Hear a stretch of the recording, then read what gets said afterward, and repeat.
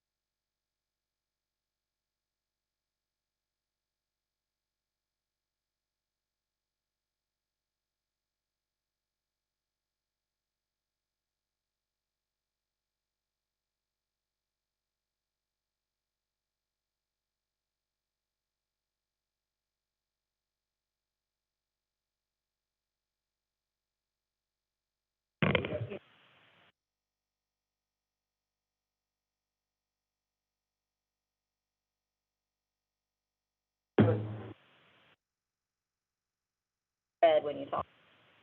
Say that because no one will be able to hear you.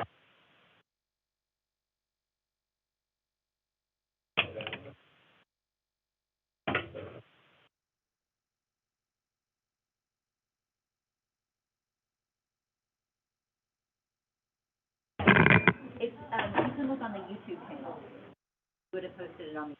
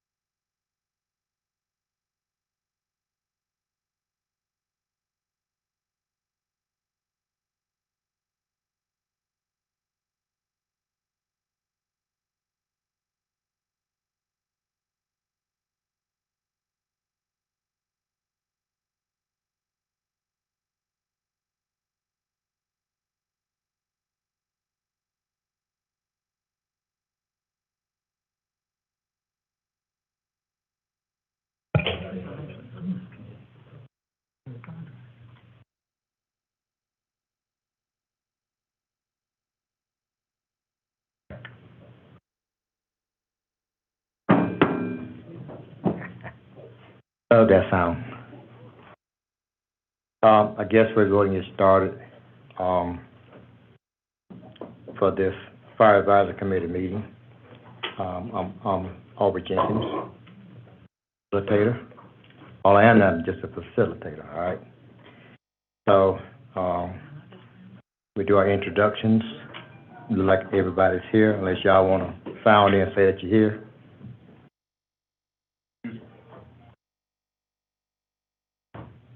Mr. Pugh had a urgent call. You want me to go ahead and introduce? Okay, thank you. Allison Teratio, Richland County Council, District 5. Bill Brennan, City Council, District 3. Daniel Rickman, City Council, District 4. Eric Pugh, County Council, District 2. I apologize for the unsolicited entertainment.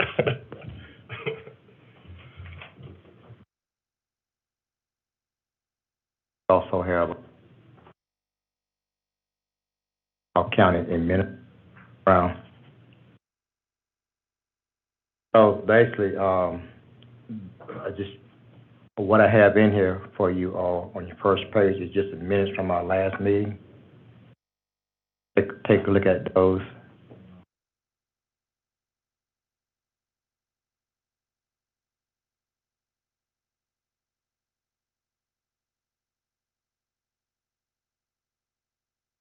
A form of approval. Do we have to do a form of approval? Do we need a motion and a vote on this? Sure, let's do it. Okay. Move to approve the minutes from last meeting. Second. All in favor, just signify by saying aye. Aye. Aye. All opposed? Thank you. So basically what I want to do is not keep you here long. All depends on what kind of questions you may have or concerns you may have. But what I wanted to do, start off, is just talk about the statement that I sent out and just give you the reasoning of why I sent this. Talking about a couple of things. You know, we have been getting a lot of inquiries about the posts on the condition and the riding status of the fire department. Also about our stance on, and this is having just come from community leaders, people of interest about our stance on certain candidates. And what I want to say is the reason why I sent this out, because I just had to really clarify the air to let people out there know that the fire department does not endorse candidates. We can't endorse anyone from the fire department. Everybody got their own separate views, and what you punch behind that curtain is between you and that person you're voting for. So I just had to send a statement out because I have been getting a lot of inquiries about people asking me, why is the fire department endorsing candidates? The fire department has not and will not endorse any candidate. So I just want to make that clear in my statement out there. I provide you a copy of my statement for that purpose. Also, there was a lot of misinformation out there about our status, about how many folks we got in the department. So I had to clarify that as well. You know, right now we got 28 openings in our suppression. And also, as we go through the meeting, I got it broke down under one of the bullet points when we get to staffing to show you where those openings are in the various positions. You know, we're saying we were like 50-something short on senior firefighters or whatever the number was, and that's certainly not the case. And also, there were various reasons why we were riding short. Now, I would never sit up here and say that we, don't need more people, because certainly we do, but we're maintaining what we got until we can get to that point. And certainly we don't. One thing I do want to make clear that we have not taken any fire station well, I'm gonna say firehouse, that's the proper way to say it now, taking any firehouse out of service. We take vehicles out of service, but those vehicles come out of service that are in double houses. In other words, if you got a ladder truck and an engine, and if we riding short, and if it come down to it, then we can take that engine out of service, but we still got the ladder resided in that station to respond to calls. So I just want to be perfectly clear that we do not take firehouse. We have to I'd rather do something real differently. And I can tell you right now, if I ever have to take a firehouse out of service, it's 2 people would definitely get a call from me, and that's the city manager and the county administrator. And I don't believe to this date I have called either one of them to say that we're taking a firehouse out of service, because they rather let you all know, that the council folks know, because it wouldn't be fair to you all if we did something like that and you did not know. So you will be informed. You have a copy of my letter that I wrote. I'm quite sure that it's probably public knowledge, because I wanted to make sure everybody understood, all because of the calls that I was getting.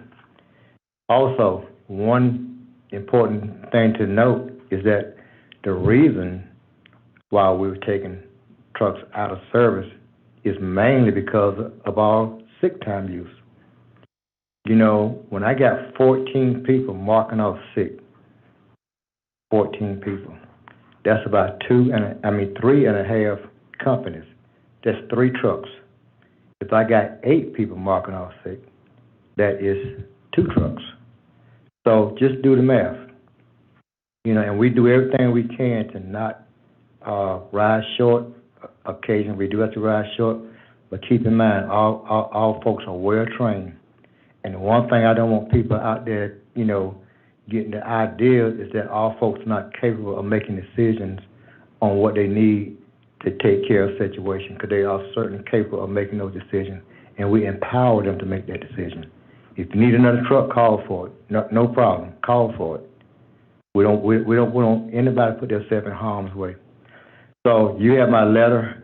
Look at it at your leisure, and I'll entertain any questions about it that you think that I need to answer. The next thing is just a overview, and I'm not going to really get into it. You have it before you. You just talk about you know, the service that we provide, which is 24-hour response, and the types of that we respond to. And I got to keep remembering to talk directly into the mic. And it's just talk about administrators, talk about what the fire chief provides, our emergency operation professional service, our fire prevention department, and our fire administration. So basically, we are broke down into it's the fire chief, which has overall oversee of the department. Then we got 4 assistant chiefs that oversee all these different divisions, which is broken down for you.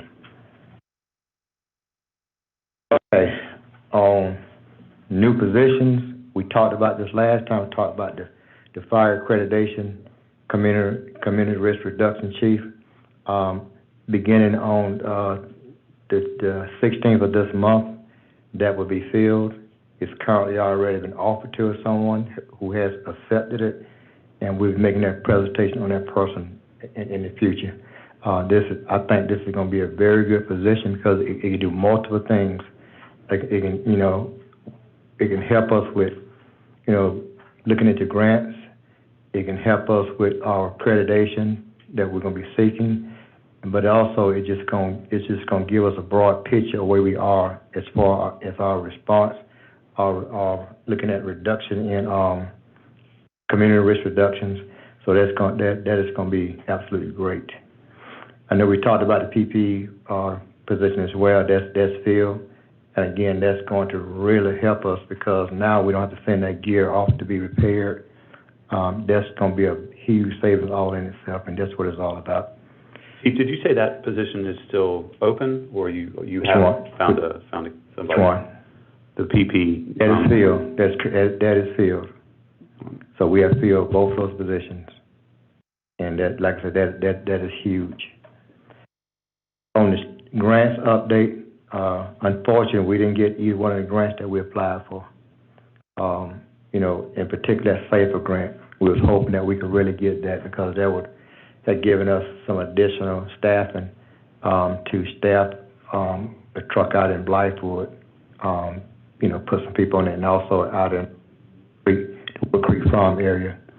But just because we didn't get the grant don't mean that we should not be looking at fulfilling those positions in some future endeavor, because it's needed with the growth in both areas. It's needed, especially out there in Blythewood. Staffing. So there's one number I do need you to correct in your booklets. Didn't get back that, and where it says current open positions in suppression, there are actually 28. We didn't get an opportunity to correct that. There's actually 28. But however, you can see where the openings are. We have 1 battalion chief, 2 captains, 10 fire engineers, and 15 firefighter openings in this position.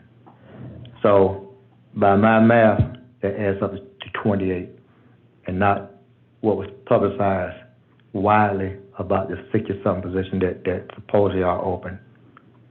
So that's where we are today.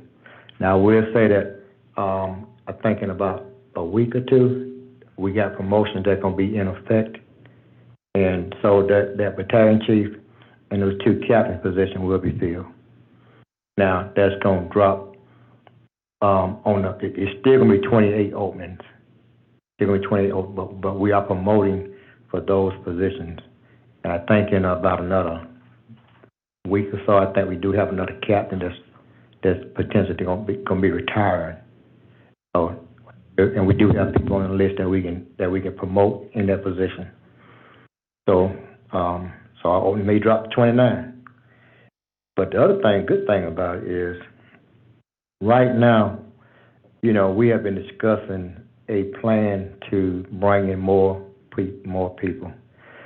Our recruit class is 18 weeks long, and we really value our recruit class because we feel like we want to teach them everything that they need to know. These are people that has no experience. However, we do have some volunteers who have been asking about making that transition, and we're making a way to let them make that transition. And probably now next week I'll be making some conditional offer to about 9 people. So it can be another 9 additional firefighters that we're going to be bringing on. And that's not including the ones that we already have in recruit class, those 33 in recruit class. So I think, if I'm not mistaken, it's about 6 volunteers and 3 applicants that want to come back to the department who have been gone less than a year. And if they've been gone less than a year, certainly they don't have to go back to the recruit class.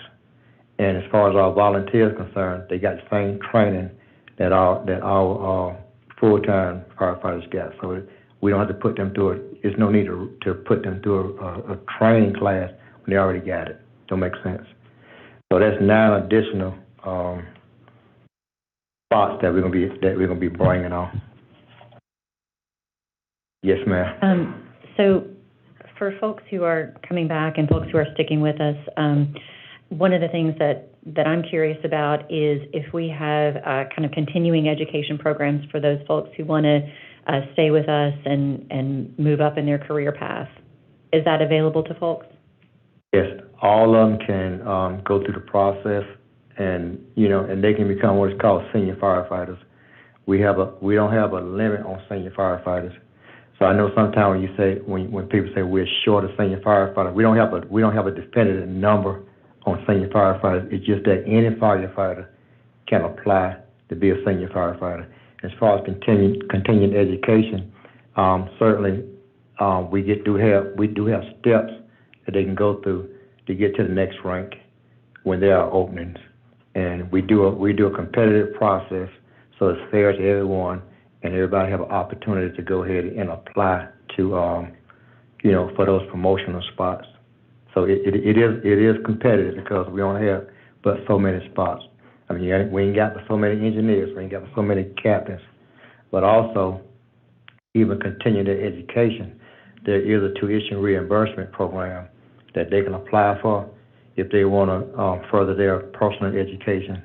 So, and that's what the city offers, that tuition program. And a lot of people have taken advantage of that. I know when I was coming, I took advantage of it.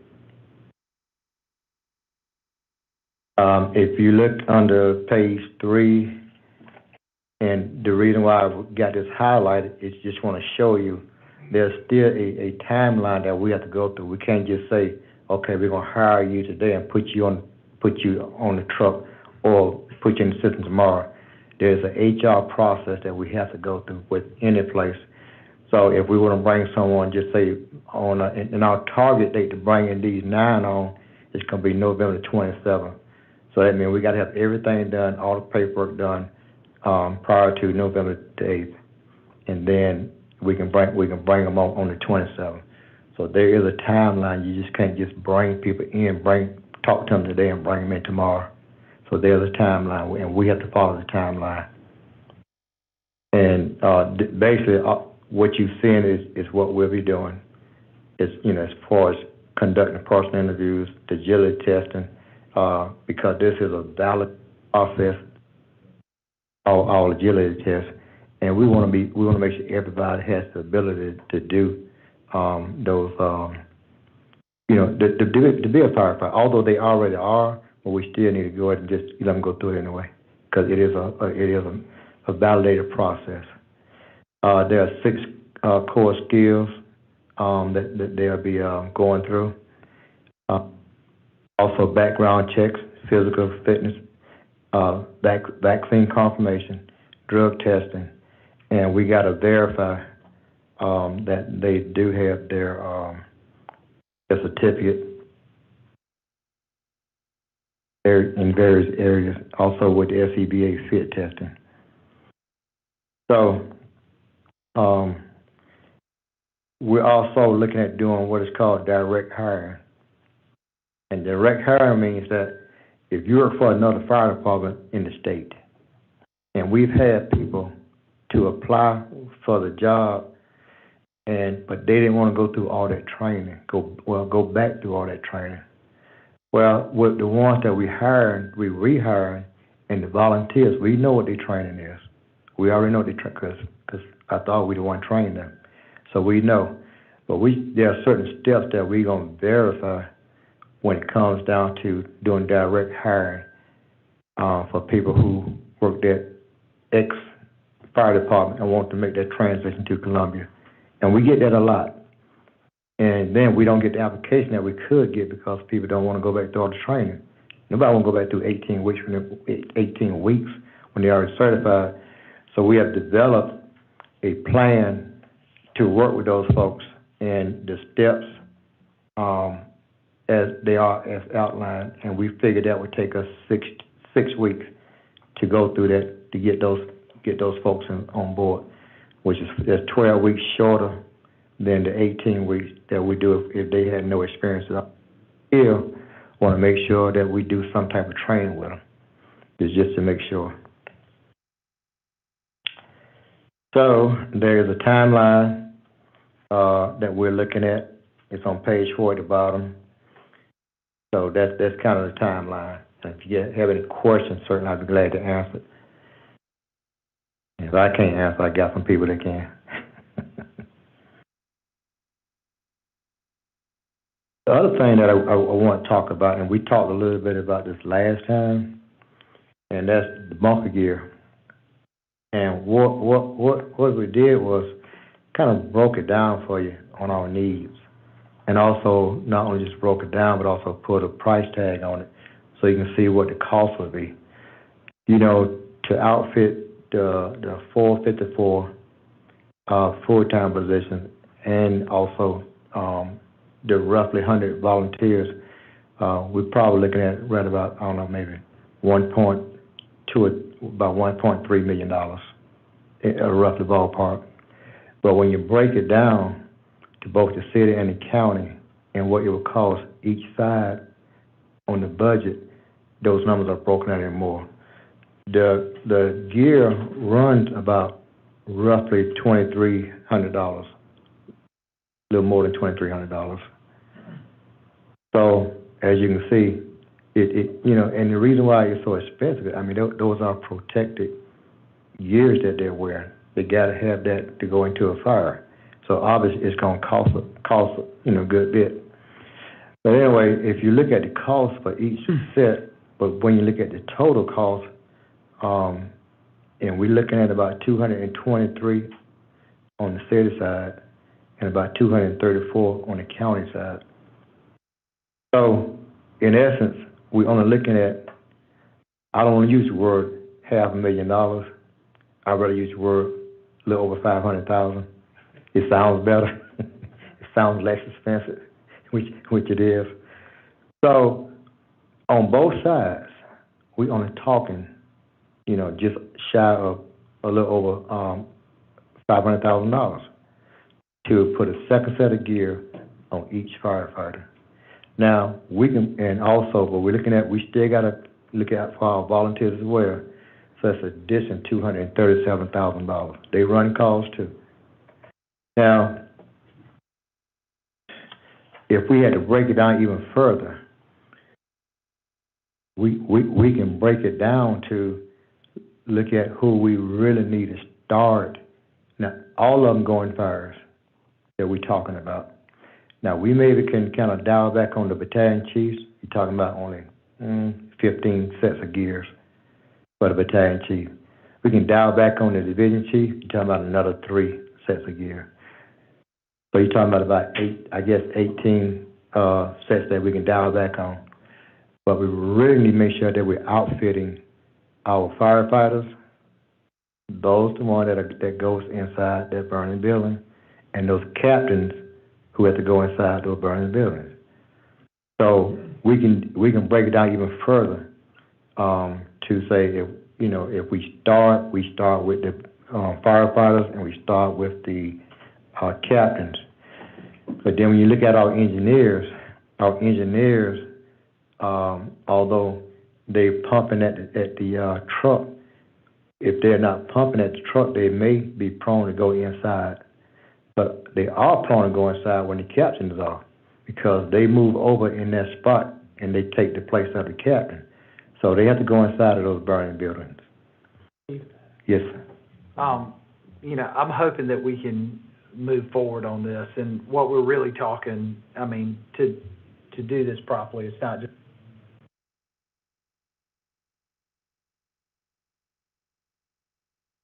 here. I'm sorry. You need to have the extractors and the dryers together. So we're really talking about 1.7 across the county. And the reality is I don't think breaking it down by positions is a smart move. If we're doing what we want to do and correctly and protecting our community, we're going to start having a lot of folks cross-trained. And so they're going to be in a lot of different positions so that when we do have people who got the Monday morning flu or whatever, we have the opportunity to make sure that everybody's protected. I'm hoping that we can use some recovery money to address this earlier. This is probably a good time. One of the questions that we had from the last meeting was really taking a look at the fire fund, the 911 money, and having a real deep dive. What's in reserve? What's there as a whole, and how do we leverage that to address all the issues from gear to firehouses, and do this collectively together as the city and county, and really make sure that we're protecting those who are protecting us.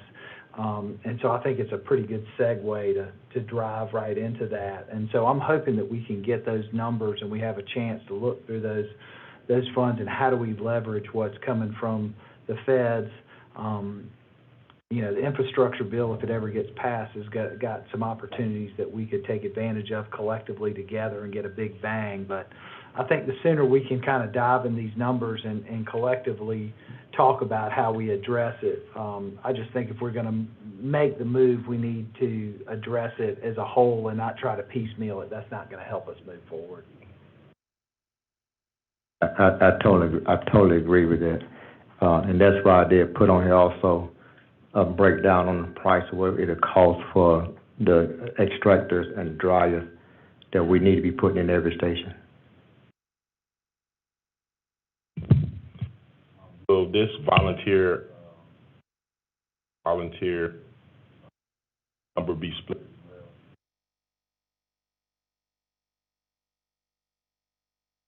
Not the volunteers, because the county actually provides the funding for us to pay the volunteers. Right.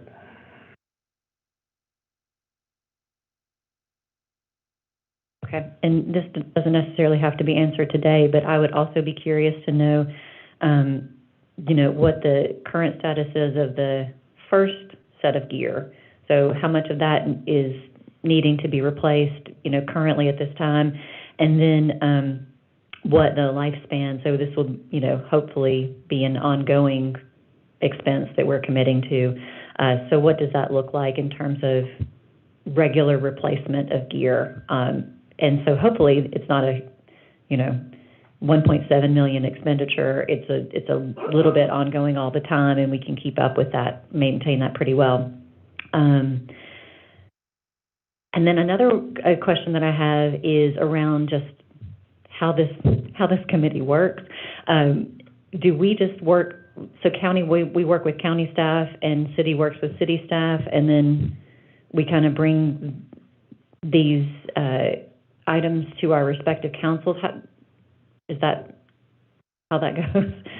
Yeah, I think one of the things is that, and I don't want to misspeak, but since I've been here, this is literally the second meeting. So the county and the city have had a contract for a number of years, and I don't know that the process, the way it's outlined, has happened. So my understanding is that this committee kind of works with, and almost, I'm going to use this word loosely, almost kind of manages the fiscal affairs of the fire service as it relates to the county and the city, by making recommendations, by looking at how the fire service is behaving, and then saying that these are the budgetary considerations that we believe need to be addressed. And that could be additional equipment or items, or there could be recommending that the chiefs do some things differently with how things are being managed. So I think it's a combination of all those things, Mr. Ratio. But for the purposes of what Mr. Rickerman said, I think when you talk about potential ARP funding, then that certainly will be the city and the county's kind of entities. But when you're looking at the fire fund balances between the two entities, I think certainly a recommendation kind of moving from the Fire Services Committee to the respective agencies would make sense. So it doesn't have, there's no precursor, but I'll let Ms. Wilson, because she may have attended some past meetings, but I think we can kind of navigate this kind of going forward versus looking at how it was done, because we don't have at least a 3-year history of it being done. Right, and so in order to, let's say, we think Mr. Rickerman's idea is fantastic, do we need to formalize that in a motion in order for you all to be able to do your jobs? I guess that's the question I'm really asking.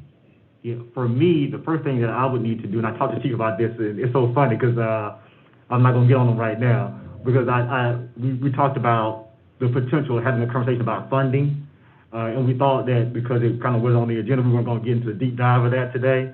But we would actually need to work with, for example, the financial team with the city, because certainly the county has a fire fund, and then the city has a fire fund. So we need to kind of make sure that we understand where those funds are, so that this committee has a full understanding of the monies associated with the fire service. And then I think we can build from there, and that helps us make a better decision. So I don't need a motion. I had already had it on my list of things to do. That's why I called it, Chief, and it's okay, Chief. We're gonna work our way through it today. But that will be the next step. So we'll be working with Ms. Wilson and her team, which I believe is Mr. Palin, I would assume, and looking at kind of combine what the fire service monies look like between the agencies.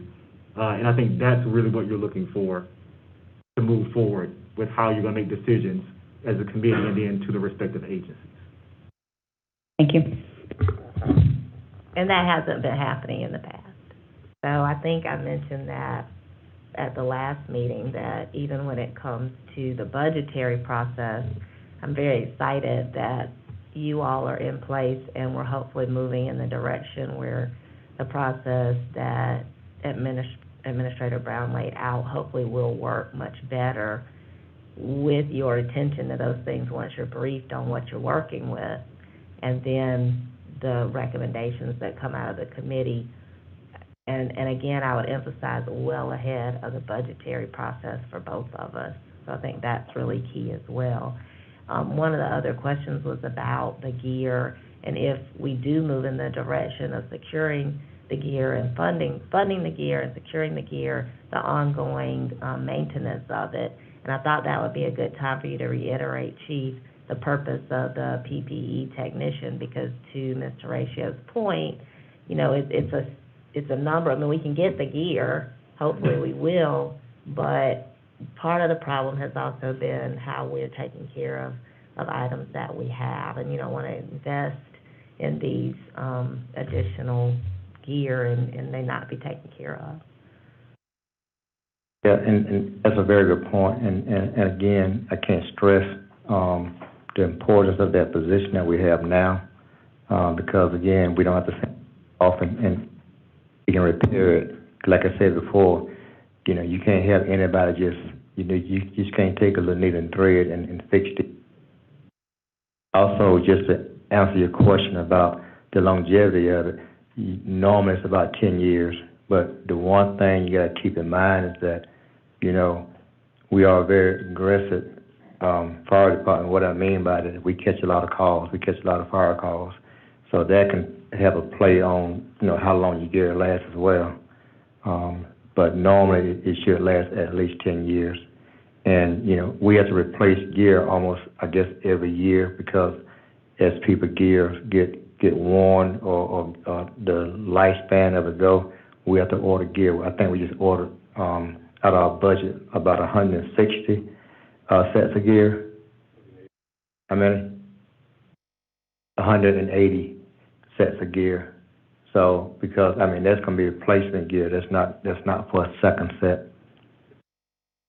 And Mr. Ratio, just for the purposes of our discussion, even though I'm addressing the entire group, I am taking this conversation and kind of what you were saying to be doesn't require a motion, but to bring this before our COVID-19 committee, because that's where we run our ARP funding through.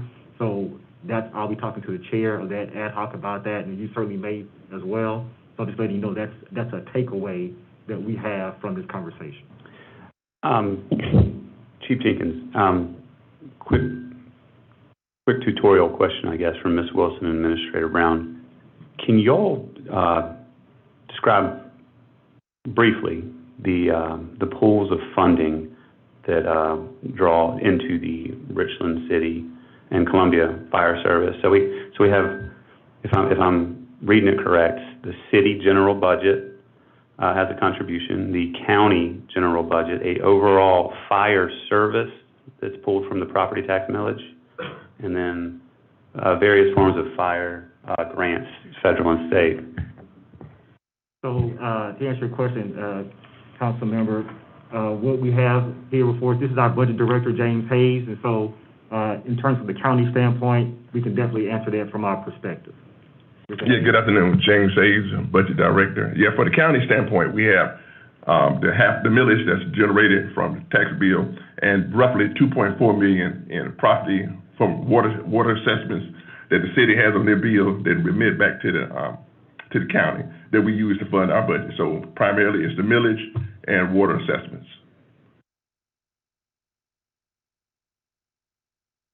Is there a portion of 911 as well that goes back through the system? That's correct. That's correct. Perfect. Thank you.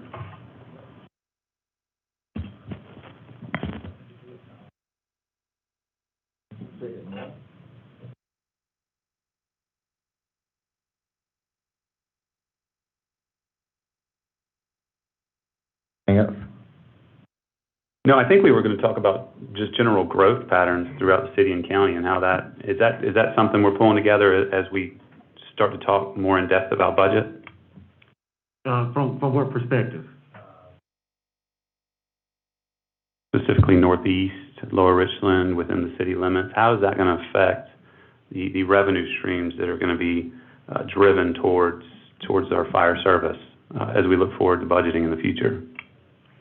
Sure. So I would estimate that those I guess, projections, if I think it's what you're talking about, would be something that based off what the fire service, population-wise, what they say, so many fire houses or personnel are needed, I would assume that information will be coming from fire as a part of that conversation. Right, and I guess that would be something that, Chief Jenkins, you can project, especially when it comes to facilities and paying the debt service on future facilities and the growth corridors. Yes, as a matter of fact, we have been working on that, and we developed some maps to kind of show where we need to be putting stations at, also where we need to be beefing up trucks, putting people in the trucks. So certainly, if you need that at the next meeting, we can provide it. Oh, that'd be wonderful. And I just want to correct, I said 9-1, but I meant franchise fee.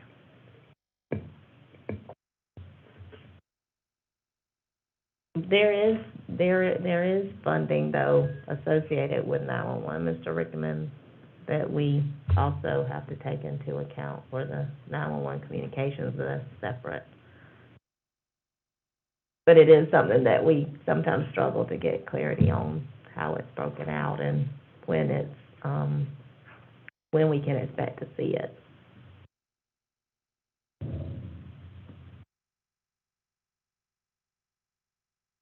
So, those are just to prepare things today. I didn't want to really inundate you with a whole lot, but just kind of every month, just kind of pick away at it. This will give us something to work on, hopefully, like soon. But I kind of, in other matters, we are preparing to take our pay and just do some comparative studies with other folks. And I know the city's probably done a class study, but we just want to kind of get ahead of the game so we can get some numbers out there. Because if we're going to recruit and retain a good workforce, we got to have a drawing stick. But not only that, we got to have a keeping stick as well. We don't want people to come here, and then all of a sudden, okay, I can go here for something else. And we want to not only draw good talent, but we want to keep the good talent that we got when we draw it. So we want to put together a package for you all.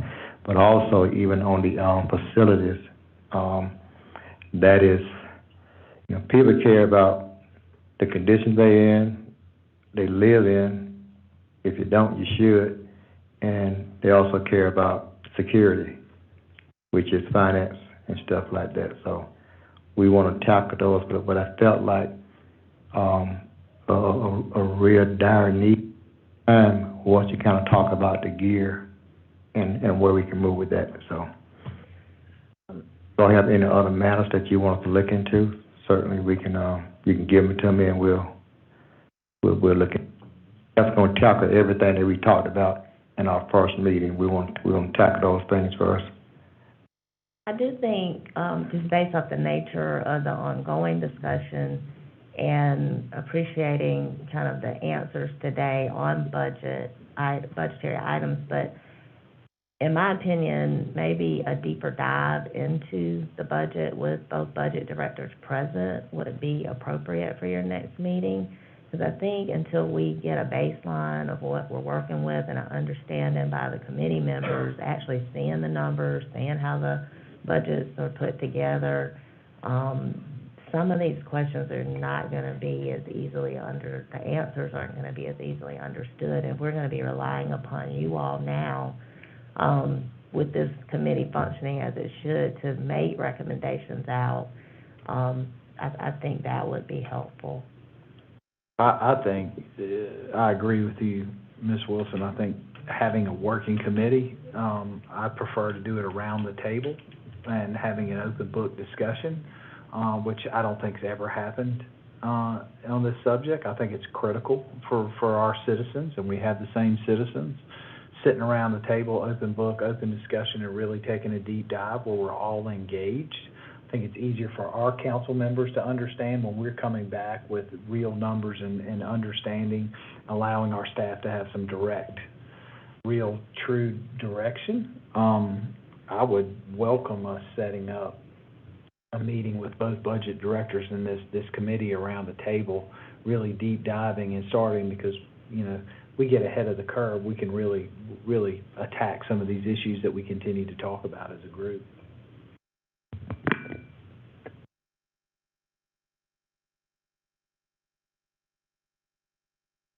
Anything else? Well, we talk about when that should happen. Is it possible that could be our November meeting? It's certainly possible. Anytime after the second works for Set up me. a date. I would appreciate you all doing that in November, because it'll give us some information I think we need to move forward. Yeah, I think that'd be great. Couple-hour block to give our financial teams some time to pull some quality info together would be great. Did you get the two clerks to set it up? Okay.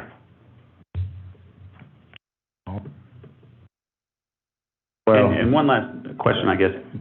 Has fire staff provided facilities needs or can you, to the financial teams, so we can take a look at those as we prepare for this next meeting?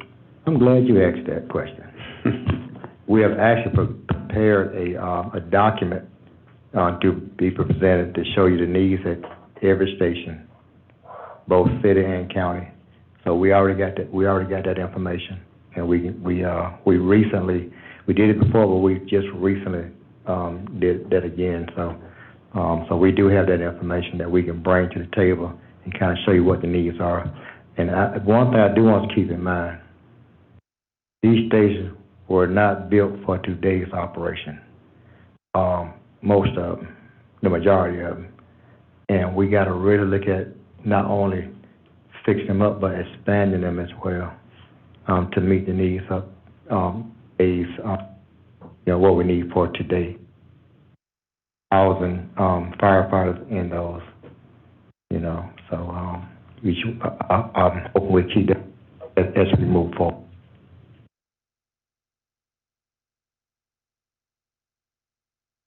End it first. So I just want to say that we really have a very good thing, a very unique thing going.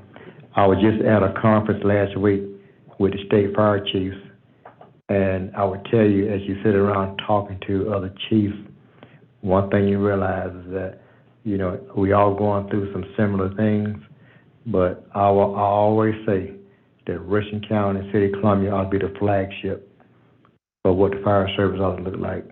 And I truly believe we can get there. But the only way we're going to get there is we got to work together. And that's what that. With that being said, is there a motion to adjourn? So moved. Second.